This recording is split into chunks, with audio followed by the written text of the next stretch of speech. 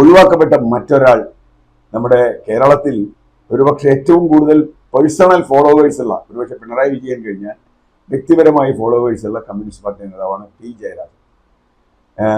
ഒരുപാട് വെട്ടുകൊള്ളുകയും ഒരുപാട് ആക്രമണം ഏൽക്കുകയും ഒരുപാട് പരിക്കേൽക്കുകയും ഒക്കെ ചെയ്തിട്ടുള്ള ഒരാളാണ്, ഒരുപാട് അനുഭവിക്കുകയും ചെയ്തിട്ടുള്ള ആളാണ്. പി ജയരാജൻ ഇന്ന് പുറത്താണ്. എം പി ജയരാജൻ എടുത്തു, ഇ പി ജയരാജൻ തുടർന്നു, ഒരു ജയരാജൻ മാത്രം പുറത്തായി. അതിന് കാരണമുണ്ട്. കാരണം പി ജയരാജൻ പലപ്പോഴും പിണറായി വിജയന്റെ ഏകാധിപത്യത്തിനെ ആ അർത്ഥത്തിൽ വേറൊരർത്ഥത്തിൽ എതിർത്തിട്ടുണ്ട്. അതിലൊന്ന് പ്രധാനമായും കണ്ണൂർ ജില്ലയിലെ രാഷ്ട്രീയം. കണ്ണൂർ ജില്ലയിലെ രാഷ്ട്രീയത്തിൽ കണ്ണൂർ ജില്ലാ സെക്രട്ടറി ആയിരിക്കുകയും ഒക്കെ ചെയ്ത് അദ്ദേഹത്തെ പുറത്താക്കിയ കഥയൊക്കെ നമ്മുടെ മുമ്പിലുണ്ട്.